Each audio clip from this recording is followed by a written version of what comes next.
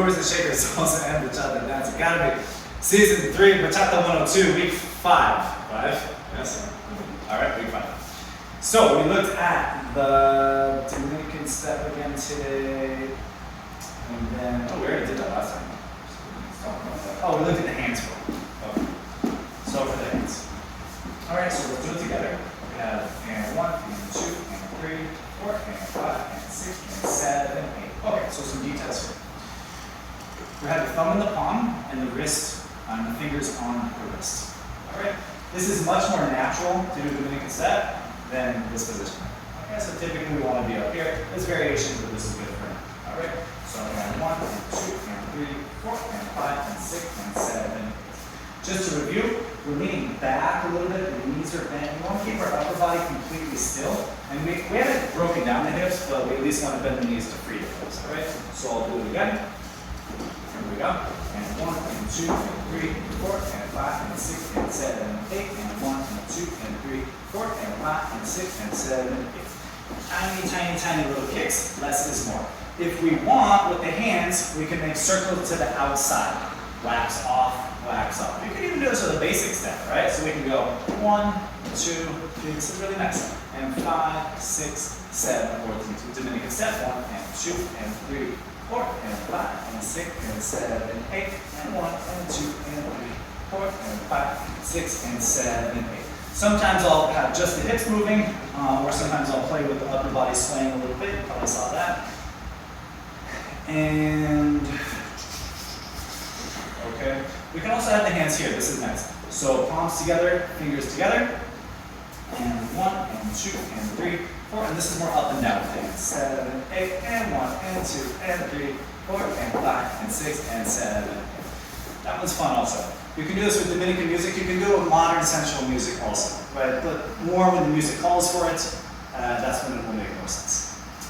Okay, so we have that, and then we did the dips back. Okay.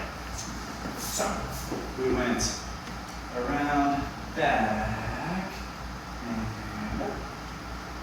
And back, and okay, so that was the first level. Most of you have probably done this before, but let's break it down just to be sure we know what's going on.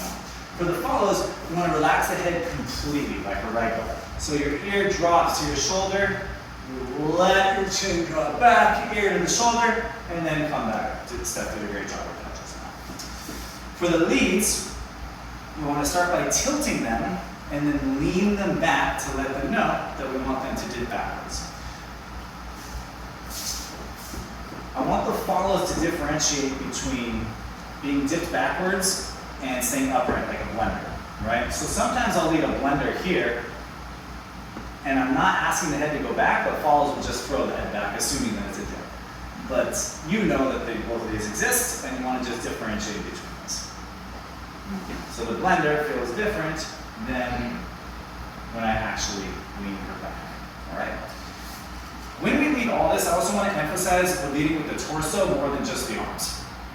Okay? Yeah. So instead of just, you can see my torso straight and it's just my arms, it's this and then back. I actually want to lead with my torso a little bit also. So I'm tilting and then bring her around. Okay? Keep those elbows elevated so you have a great connection with your partner. We also played with going back in the other direction. Alright? So I tilt her. I bring it, let's do it again, just to the side, and then when I bring you back, then your head's going to go back here. I could bring her back the other direction, bring her back this direction, play with it all out, right?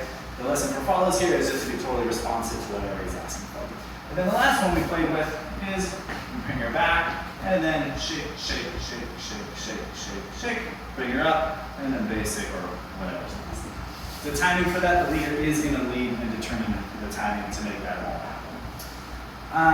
This is another tool in your arsenal to make everything flow. So when we're in the central position, the goal for the smoothest dance would be for everything to flow into the next thing without any, well, I don't want to say without any stopping, but for the most part. It's just continuous motion all the way around. That's it, yeah? What's that? The arms. Great, great, great. Okay, thank you so much. All right, so for the arms, we add 1, 2, 3, 4, and 5, 6, 7, 8. That's for the leads. Here's for the follows. 5, 6, 7, 8, and 1, 2, or the same thing on the other side, and 5, 6, 7, 8, 1, 2, 3, 4, and 5. That's for the follows. Here's for the leads. 1, 2, 3, 4, and 5, 6, 7, 8. All right. So what happened is we roll the hands up. It's just a single roll. All right.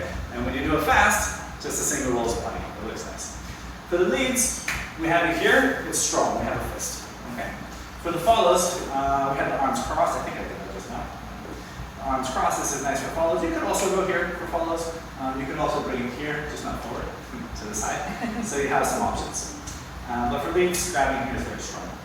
Try to make it directly over your head. Okay. Not in front.